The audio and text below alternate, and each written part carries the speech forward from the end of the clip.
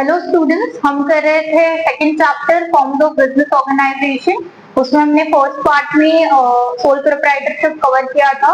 अब हम आ गए हैं सेकंड पार्ट में, जहाँ पे हम नेक्स्ट टॉपिक करेंगे जॉइंट हिंदू फैमिली बिजनेस। ये हमारा सेकंड क्वेश्चन भी बनेगा हमारे ओवरव्यू वीडियो के हिसाब से। और स्टार्ट करते हैं कि जॉइंट हिंदू फैमिली बिजनेस क्या होता है, उसके मीनिंग के बारे में देखेंगे, उसका कॉन्सेप्ट क्लियरिटी करेंगे पहले और फिर उसके फीचर्स देखेंगे। ठीक है, तो it is only found in India and it is oldest form of business. तो ये सिर्फ इंडिया में होता है, जॉइंट हिंदू लिखा है तो ये सिर्फ हमारे कंट्री में होता है। तो और ये बहुत पुराने प्रकार का बिजनेस है। आप देखोगे आगे आगे, सबको ये याद रखना है कि this is only found in India and it is the oldest form of business. Okay, so the business is owned and carried on by the members of Hindu undivided family। तो ये बिजनेस किसके अंदर हो रहा है? एक family के अंदर हो रहा है जो काफी पुराने जमाने से चलती आ रही है। और वो कैसी होनी चाहिए? Hindu undivided family. तो वो हिंदू होनी चाहिए और वो अनडिवाइडेड, मतलब वो एक ज्वाइंट फैमिली होनी चाहिए, वो न्यूक्लियर फैमिली नहीं होनी चाहिए। एटलीस्ट 2 मेंबर्स तो होने चाहिए। ऐसे नहीं बोल सकते कि न्यूक्लियर फैमिली नहीं होनी चाहिए, बट यूजुअली ये जो बिजनेस होता है एक बड़े फैमिली के अंदर ही होता है, इसलिए उसको ज्वाइंट हिंदू या फिर अनडिवाइडेड फैमिली कहा जाता है, हिंदू अनडिवाइडेड फैमिली। ठीक है, तो बेसिकली ये जो फैमिलीज होती है काफी बड़ी ही होती है। बहुत रेयरली ऐसा होता है कि ये लोग एक छोटी फैमिली से बिलोंग करते हैं स्टिल, लेकिन वो उसमें बिजनेस करते हैं और वो ज्वाइंट हिंदू फैमिली बिजनेस के अंडर ही वो बिजनेस करते हैं। ठीक है, तो आपको ये याद रखना है कि वो ओन और कैरिड आउट किससे होता है? Members of the family. जो कैसी फैमिली है? हिंदू अनडिवाइडेड फैमिली, जो एक साथ है और जो हिंदू फैमिली है और वो एक साथ है, डिवाइड नहीं हुई। ठीक है, it is govern by the Hindu law.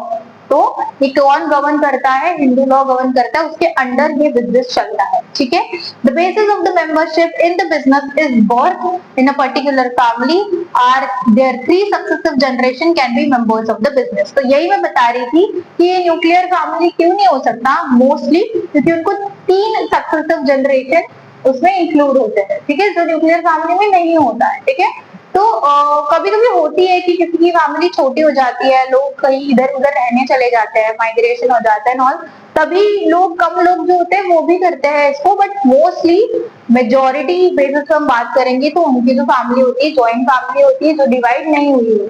ठीक है, तो ये जो है उसकी जो मेंबरशिप है, तो समझो एक फैमिली है जिनका ये बिजनेस चल रहा है, ज्वाइंट हिंदू फैमिली बिजनेस, और मुझे उसके बिजनेस में इन्वॉल्व होना है। तो मैं जाके बात करती हूँ और मैं बोलती हूँ कि मुझे आपके साथ पार्टनरशिप करनी है या फिर मुझे इस बिजनेस का मेंबर बनना है, मुझे भी इसमें इंडल्ज होना है, मुझे इसमें इन्वेस्ट करना है, तो मैं नहीं कर सकती। क्योंकि ये बिजनेस में जो मेंबर्स होते हैं वो बाय बर्थ होते हैं, उनके ही बच्चे उनके बिजनेस में इंडल्ज हो सकते हैं। तो उनके घर पे कोई नया बेबी होता है, कोई नया बच्चा होता है, तो वो डायरेक्टली इस बिजनेस का एक मेंबर बन जाता है। ठीक है, तो इनके 3 सक्सेसिव जनरेशन होनी चाहिए। ठीक है, एक तो समझो दादाजी है, दादी है, उनके बच्चे हैं, ठीक है, फिर उनके बच्चे हैं। तो ऐसे 3 जनरेशन इसमें इंडल्ज हो सकते हैं और इस बिजनेस के मेंबर्स हो सकते हैं। ठीक है, business is controlled by the head of the family who is the eldest member and called कर्ता। काफी इंपॉर्टेंट है ये कि इसके छोटे छोटे क्वेश्चन भी बनते हैं, फिलिंग द ब्लैंक्स भी बनते हैं और वन वर्ड आंसर्स भी बनते हैं। ठीक है, तो ये इंपॉर्टेंट है पॉइंट कि जो बिजनेस जो कंट्रोल करता है, मैनेज करता है, चलाता है, वो कौन होता है? एल्डेस्ट मेंबर होता है बिजनेस का। और उस एल्डेस्ट मेंबर को हम क्या बोलते हैं? कर्ता। क्या बोलते हैं? कर्ता। तो ये याद रखना है आपको कि बिजनेस को कंट्रोल और मैनेज और रन कौन करता है बेसिकली, तो वो कर्ता करता है और सबसे एल्डेस्ट, सबसे बड़ा मेंबर होता है एज वाइज उस पर्टिकुलर फैमिली में। ठीक है, फिर all members have equal ownership right over the property of ancestors and they are known as co-partners। तो जो सारे members होते हैं उनकी equal right होती है उस particular प्रॉपर्टी में, और जो भी इनके एंसेस्टर्स की प्रॉपर्टी होती है उनमें उनकी इक्वल भागीदारी होती है और उनको हम को-पार्टनर्स कहते हैं। तो ये आपको याद रखना है, कर्ता और को-पार्टनर्स। आई होप आपको ये समझ में आया होगा कि जॉइंट हिंदू फैमिली बिजनेस है क्या। नेम सजेस्ट, एक तो वो हिंदू फैमिली बिजनेस है, दूसरा वो जॉइंट है। ठीक है, अनडिवाइडेड है, वो एक साथ मिले हुई फैमिली के ही बारे में। ठीक है, तो ये आपको याद रखना है। कौन बिजनेस चलाता है? कर्ता चलाता है, सबसे हेल्डेस्ट मेंबर होता है। 3 सक्सेसिव जनरेशन इसमें इन्वॉल्व होती है। मेंबरशिप बाय बर्थ होती है, कोई भी बाहर का इंसान उसमें इंडल्ज नहीं हो सकता। कौन गवर्न करता है इसको? हिंदू लॉ गवर्न करता है इस बिजनेस को, ठीक है। तो ये सब कुछ आपको याद रखना है। ये हमारे इंडिया का ये बिजनेस सिर्फ इंडिया में चलता है और सबसे ओल्डेस्ट फॉर्म ऑफ बिजनेस है, ये भी आपको याद रखना है, ठीक है। प्रॉपर्टी सब में इक्वली डिवाइड होती है, इक्वल मेंबर्स है सबको ही, और सबको हम लोग को पार्टनर कहते हैं। ये आपको याद रखना है, ठीक है। इसका मतलब याद रखना है। आपको ये याद होगा तो आप खुद से लिख सकते हो, ठीक है। फिर है फीचर्स एंड कैरेक्टरिस्टिक्स। तो ये पर्टिकुलर बिजनेस के क्या फीचर्स है, क्या कैरेक्टरिस्टिक्स है, वो आपको पता होना जरूरी है, ठीक है।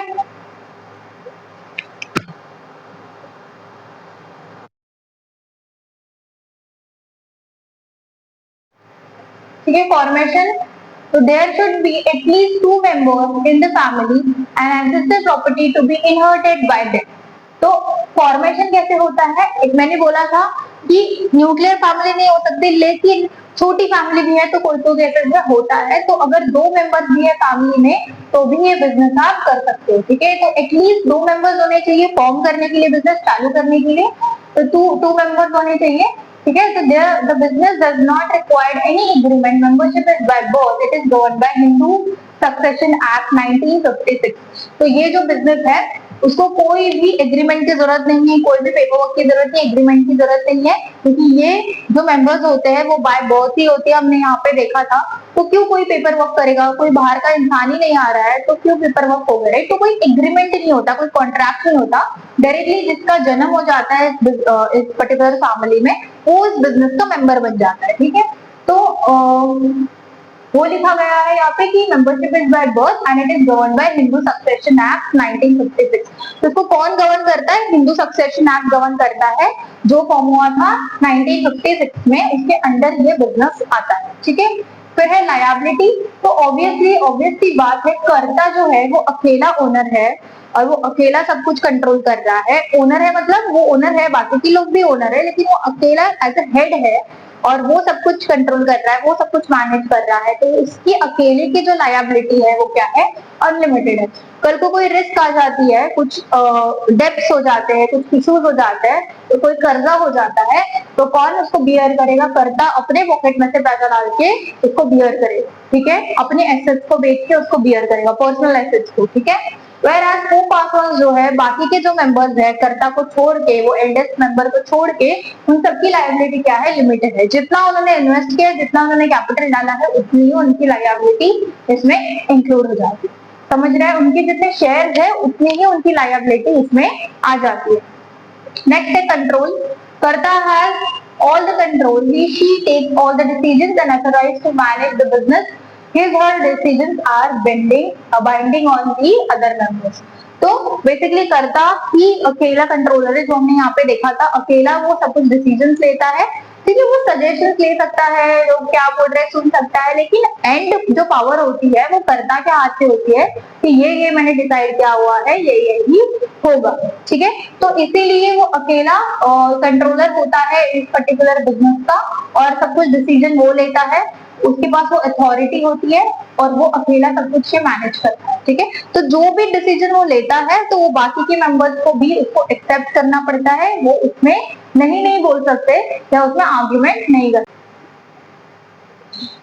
सॉरी स्टूडेंट्स, माइक का कुछ इशू हो गया था, ऑडियो नहीं आ रहा था। कोई बात नहीं, हम लोग कंटिन्यू करते हैं। हमने कंट्रोल से किया हुआ था, अब हम कंटिन्यूटी करते हैं। तो the business continues even after death of karta as the next eldest person takes up the position of karta. तो बिजनेस क्या है?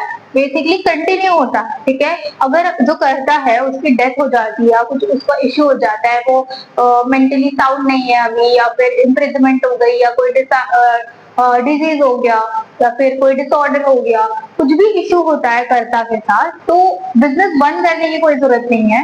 उसके जो फैमिली में मेंबर्स है, उसमें जो एल्डेस्ट मेंबर जो है वो उसका चार्ज ले लेता है, वो कर्ता बन जाता है और वो आगे बिजनेस को कंटिन्यू करता है। तो यहाँ पे कंटिन्यूटी बिल्कुल भी हैम्पर नहीं होती है और कंटिन्यू कर सकते हैं हम लोग बिजनेस, ठीक है। देन है माइनर मेंबर्स। तो जैसे हमने देखा है कि इस बिजनेस में जो मेंबरशिप है वो बाय बर्थ आती है, ठीक है। तो बाकी के बिजनेसेस में ऐसा नहीं होता, हमें पता है कि छोटे बच्चे जो है या कोई मतलब अभी ही जिसकी बर्थ हुई है उसको तो कोई नॉलेज नहीं होगा बिजनेस का, उसको तो कुछ पता नहीं होगा, वो तो चला नहीं पाएगा, तो वो कैसे मेंबर बन सकता है। लेकिन इस केस में हिंदू अनडिवाइडेड फैमिली में मेंबरशिप बाय बर्थ आती है, इसलिए यहाँ पे माइनर मेंबर्स भी कंसीडर किए जाते हैं। The inclusion of an individual into the business occurs due to the birth in a Hindu undivided family, hence members can also be hence minors can also be members of business। तो जैसे हमने देखा कि इधर miners भी business के members होते हैं। आई होप आपको ये समझ में आया होगा। एक्चुअली हमने ये किया था मेरिट डीमेरिट, बट वॉइस नहीं आ रहा था इसलिए ऑडियो क्लियरिटी नहीं थी, इसलिए हम लोग फिर से करेंगे कि हम लास्ट पार्ट में भी सोल प्रोप्राइटर में भी हमने किया था कि फीचर्स के अंदर ही हम कुछ मेरिट और डीमेरिट देखते हैं ताकि आपको वो हेडर्स ज्यादा हेडर्स लर्न रहे, आपको फीचर्स में याद रहे कि अच्छा मुझे पता है ये इसके लिए एडवांटेज है, ये इसके लिए डिसएडवांटेज है, तो इसमें से भी एडवांटेज डिसएडवांटेज मेरिट डीमेरिट लिख सकते हैं। ठीक है, तो हमने देखा था कि फॉर्मेशन जो है वो एक पॉजिटिव साइड में है क्योंकि इसमें ज्यादा कोई तामझाम ये एग्रीमेंट करने की जरूरत नहीं है, ये पर्टिकुलर फैमिली में ही हो जाता है, तो इसलिए फॉर्मेशन काफी इजी है, इसलिए हमने इसको मेरिट में लिखा था। फिर है लायबिलिटी। तो लायबिलिटी में आप कैसे सेंटेंस फॉर्म करते हो उस पर डिपेंड करता है। अगर आप कर्ता के बारे में सिर्फ बोलते हो तो कर्ता की जो लायबिलिटी वो अनलिमिटेड है, तो एक प्रॉब्लम है कि उसके पॉकेट में से भी कल को पैसा जा सकता है, उसकी खुद की पर्सनल प्रॉपर्टी भी जा सकती है, तो इसलिए उसको हम लोग ने डीमेरिट में लिखा है। और अगर हम लोग को पार्टनर्स की बात करते हैं, बाकी मेंबर्स की बात करते हैं कर्ता को छोड़ के, तो आप उसको ऐसे सेंटेंस फॉर्म कर सकते हो कि वो ऑब्वियसली एक पॉजिटिव साइड में आता है क्योंकि उसकी लायबिलिटी जो है वो लिमिटेड है, इसलिए उसको आप एडवांटेज में लिखो। ठीक है, उनको जितना उनके जो शेयर है, जितना उन्होंने कैपिटल इन्वेस्ट किया है इतनी ही उनकी लायबिलिटी है, उनको अपना पर्सनल कुछ भी देना नहीं पड़ता, तो इसको आप ऐसे वे में लिख सकते हैं। ठीक है, देन है कंट्रोल। तो कंट्रोल पूरा का पूरा ये कर्ता के हाथ में होता है, तो बाकी के मेंबर्स को इश्यू हो सकते हैं, क्लैशेस हो सकते हैं बिजनेस में, इसलिए हम लोग इसको डीमेरिट में लिखेंगे। ठीक है, वेराज कंटिन्यूटी हमने देखा कि कोई कंटिन्यूटी जैसा कोई इशू नहीं है यहाँ पे। ठीक है, कुछ कंटिन्यूटी हैम्पर नहीं होती, अगर कर्ता की डेथ हो जाती है तो एल्डेस्ट मेंबर जो होता है फैमिली में वो टेक ओवर कर लेता है, तो कंटिन्यूटी हैम्पर नहीं होती, इसलिए हम इसको मेरिट में लिखें। और लास्टली माइनर मेंबर भी इसका पार्ट हो सकता है। ठीक है, तो बिजनेस के अंदर ही बर्थ जैसे लेता है कोई भी बच्चा, कोई भी पर्टिकुलरली उनके ही घर पे कोई आ जाता है, तो वो लोग वो बिजनेस में इंडल्ज हो जाता है डायरेक्टली, तो ये भी हम लोग मेरिट में लिख सकते हैं कि ये बहुत अलग है, ये सारे बिजनेसेस में नहीं होता है, तो एक फायदा है ज्वाइंट हिंदू फैमिली का, इसलिए हमने इसको मेरिट में लिखा है। ठीक है, आई होप आपको ये समझ गया होगा। अब हम कंटिन्यू करेंगे एडवांटेजेस डिसएडवांटेजेस, आप ये सब कुछ नोट कर। ओके,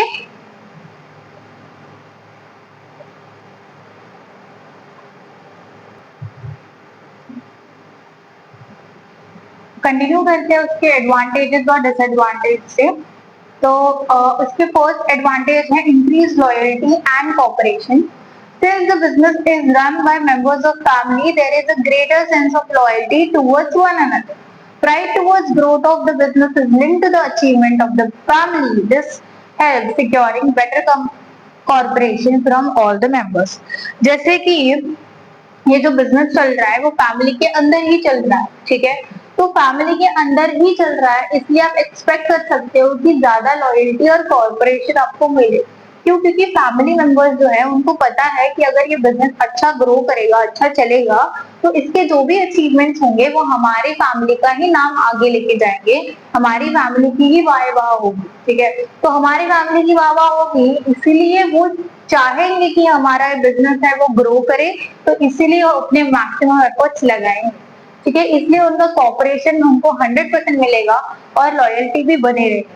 ठीक है, इसलिए यहाँ पे बिजनेसेस क्या करते हैं कि ज्यादा जो मेंबर्स है वो इंडल्ज हो जाते हैं, तो और बिजनेस बेटर ग्रो करते हैं। ठीक है, तो जॉइंट हिंदू फैमिली बिजनेस में यही होता है कि आपको ज्यादा लॉयल्टी और कॉपरेशन मिलता है, क्योंकि बाकी के बिजनेसेस में क्या होता है, पार्टनरशिप में जो होता है या कंपनी में जो होता है, ठीक है, तो वहां पे बहुत सारे अलग अलग जगह से लोग आके पार्टनर्स बनते हैं, अलग अलग जगह से लोग आके स्टेक होल्डर्स बनते हैं, शेयर होल्डर्स बनते हैं, तो उनके जो माइंडसेट होती है काफी अलग होती है, उनमें वो एक फीलिंग नहीं होती कि ये मेरा है हमारा है, उनको ऐसा लगता है उसके पास तो ज्यादा परसेंटेज है तो ये मेरा कैसे हुआ, ठीक है, या फिर वो ज्यादा चीजें करता है तो ये मेरा कैसे हुआ। लेकिन यहाँ पे ऐसा नहीं होता, यहाँ पे एक फैमिली के अंदर ही बिजनेस हो रहा है, तो सबको फील होता है, वो सेंस होता है कि ये हमारा है, तो हमें इसमें ज्यादा ध्यान लगाना चाहिए। ठीक है, तो ज्यादा प्रॉफिट्स ये लोग अर्न करते हैं और ज्यादा अचीवमेंट्स होते हैं। ठीक है, यहाँ पे आते हैं डिसएडवांटेजेस पे, ये हो गया उसका एडवांटेज, और भी एडवांटेज हमने किए थे फीचर्स में, वो इसमें लिख देना। ठीक है, डिसएडवांटेज है limited resources, it faces the problem of limited capital as it depends mainly on ancestral property, this limits the scope for expansion of business. तो ये मेनली डिपेंड करते हैं कैपिटल के लिए अपने एंसेस्ट्रल प्रॉपर्टी के ऊपर। ठीक है, जो उनके पूर्वजों की प्रॉपर्टी है वही उसके ऊपर ही ऐसा कुछ कर रहे होते हैं, ज्यादा कुछ अपना खुद का कैपिटल लगाते नहीं है, लगाते भी होंगे बट कुछ मैक्सिमम अमाउंट से नहीं होती है, कुछ मिनिमल छोटी मोटी चीजों के लिए वो अपना पैसा लगाते नहीं, तो वो मैक्सिमम अपने पूर्वजों का ही इस्तेमाल करते हैं, इसलिए कैपिटल यहाँ पे कम होता है। ठीक है, वो पूर्वजों का कितना इस्तेमाल करेंगे, कितना कितना ही कर सकते हैं। ठीक है, रिपीट रिपीट तो नहीं कर सकते, तो इसलिए यहाँ पे ग्रोथ कम हो जाता है, क्योंकि रिसोर्सेज ही लिमिटेड, ग्रोथ कम होगी, एक्सपांशन कम होती है, और उसकी वजह से वो ज्यादा टाइम मार्केट में नहीं रह पाए। ठीक है, क्योंकि वो आगे नहीं बढ़ पा रहे, जितना है उतने में ही वो रह सकते हैं। ठीक है, वो एक उसका डिसएडवांटेज है कि उसकी जो रिसोर्सेज है वो लिमिटेड है, क्योंकि कैपिटल लिमिटेड है, कैपिटल ही एंसेस्ट्रल प्रॉपर्टी से आता है। नेक्स्ट है डोमिनेंस ऑफ कर्ता, हमें पता है कि कर्ता ही अकेला जो होता है वो कंट्रोल करता है और मैनेज करता है बिजनेस को। ठीक है, उसकी वजह से क्या होता है, विच में at times not be acceptable by other members. तो ये कभी कभी ऐसे हो जाता है कि हमको पता है, ठीक है हमसे बड़े हैं, ठीक है, हमारे घर पे भी हम कभी कभी नहीं सुन पाते, हमारे मम्मी पापा हमें कुछ बोल रहे हैं, कुछ डांट रहे हैं, तो हम लोग वो बड़े हैं इसलिए कभी कभी सुन लेते, लेकिन कभी कभी हमसे नहीं रहा जाता, कभी कभी हमको लगता है नहीं आप गलत हो, आप गलत बता रहे हो, तो हम बोल देते। ठीक है, पता है उनका इंटेंशन गलत नहीं होगा, लेकिन मे बी वो जो रास्ता आपको बता रहे हैं या जो भी आपको करने बोल रहे हैं वो मे बी कभी गलत हो सकता है, कि वो भी ह्यूमन है, राइट। तो एज अ पेरेंट वो उनके इंटेंशन गलत नहीं होते, लेकिन कभी कभी ऐसे हो जाता है कि आप वो कुछ बोल देते हैं, डांट देते हैं कुछ, तो वो सही नहीं है। ठीक है, तो आप कभी बोल देते हो कि नहीं आप जो बोल रहे हो सही नहीं है, ऐसा नहीं है, वैसा होता है, राइट। तो ऐसे में भी कर्ता जब कुछ डिसाइड करता है, कर्ता जब कुछ करता है कि वो अकेला कंट्रोल कर रहा होता है, अकेला मैनेज कर रहा होता है, तो वो जब कुछ डिसीजन लेता है, वो कुछ करता है बिजनेस में, तो कभी कभी ऐसे हो जाता है कि बाकी के मेंबर्स को एक्सेप्टेबल नहीं होता, तो उसकी वजह से क्या होता है, कॉन्फ्लिक्ट क्रिएट हो जाते हैं उनमें। ठीक है, they may create conflict among them and may even lead to break down of the family. तो कभी कभी ऐसे हो जाता है कि इतने ज्यादा कॉन्फ्लिक्ट उनके बढ़ जाते हैं, इतने ज्यादा लड़ाई झगड़े हो जाते हैं कि वो लोग साथ में भी रहना नहीं चाहते, तो फिर वो उनकी जो फैमिली वो ब्रेक डाउन हो जाती है, वो कहीं और जाके रहने की कोशिश करते हैं। ठीक है, सब छोड़ छाड़ के चले जाते हैं। तो ये उसका एक डिसएडवांटेज है कि फैमिली में ही बिजनेस होने की वजह से कर्ता सब कुछ ऑपरेट करता है, इसकी वजह से उसका डोमिनेंस इतना हो जाता है कि बाकी के मेंबर्स को कभी कभी एक्सेप्टेबल नहीं हो पाता। ठीक है, फिर उसके आगे के रिजल्ट काफी खराब हो जाते हैं। फिर आते हैं लिमिटेड मैनेजरियल स्किल्स के ऊपर, since the karta can not be an expert in all the areas of management, the business में suffer because of his decisions. तो हमने ये सोल प्रोप्राइटर में भी देखा था, जब अकेला इंसान सब कुछ करने की कोशिश करता है, हमने आइसक्रीम शॉप का एग्जांपल लिया था आई गेस, तो अकेला इंसान जब सब कुछ करने की कोशिश करता है, वो परचेज भी करेगा, सेल भी करेगा, एडवर्टाइजिंग भी करेगा, मैन्युफैक्चर भी करेगा, सब कुछ जब करेगा तो कैसे हो पाएगा, नहीं हो पाएगा ना। एक इंसान सारी चीजों में एकदम एक्सीलेंट नहीं हो सकता है ना, एकदम एक्सपर्ट नहीं हो सकता है, तो कोई चीज में एक स्पेसिफिक चीज में एक्सपर्ट होते हैं लोग उसकी प्रैक्टिस की वजह से, लेकिन सब चीज में नहीं होते। तो कर्ता यहाँ पे अकेला सब कुछ करता है, मेजर डिसीजंस उसके हाथ में होते हैं, मेजर मैनेजमेंट वो देखता है, वो रिस्पॉन्सिबल होता है, तो यहाँ पे उसके डिसीजंस गलत हो सकते हैं कभी कभी, उसके वजह से हम लॉसेस भी उनको बियर करने पड़ेंगे, कभी कभी कोई रिस्क आ जाएगी, रिस्क अराइज हो जाएगी, तो वो भी उनको देखना पड़ेगा। तो इसीलिए वहां पे कुछ ना कुछ प्रॉब्लम्स हो सकते हैं, तो इसीलिए ही हमें डिसएडवांटेज में कंसीडर करते हैं कि मैनेजरियल स्किल्स कम है, क्योंकि वो अकेला इंसान सब कुछ हैंडल करे, और अकेले इंसान के पास सारे स्किल्स होना डिफिकल्ट है, काफी रेयर है। ठीक है, आई होप आपको इसके एडवांटेज और डिसएडवांटेजेस क्लियर हो गए होंगे। कोई भी इशू होगा, कोई भी डाउट होगा, कोई पॉइंट नहीं समझ में आ रहा होगा, कोई पॉइंट आपको मतलब लग रहा होगा कि ये इसमें उसमें होना चाहिए, ये होना चाहिए, वो होना चाहिए, जो भी आपको लग रहा होगा आप उसको कमेंट में पिन कर सकते हो, हम डाउट्स क्लियर करेंगे, कोशिश करेंगे कि वहीं पे करने के लिए, नहीं कर पाएंगे तो उसके लिए वीडियो भी बना देंगे। ठीक है, आज के लिए इतना ही, मिलते हैं नेक्स्ट वीडियो में नेक्स्ट हमारे टॉपिक के साथ। ठीक है। और नेक्स्ट फॉर्म ऑफ बिजनेस के साथ, तब तक के लिए कीप स्टडिंग। चैनल को सब्सक्राइब करो, लाइक करो, वीडियो को आपके फ्रेंड्स के साथ शेयर करो ताकि वो भी पढ़ सके, वो भी कॉन्सेप्ट्स को समझ सके और वो भी नोट्स बना सके। ठीक है, तब तक के लिए कीप स्टडिंग। मिलते हैं नेक्स्ट वीडियो में।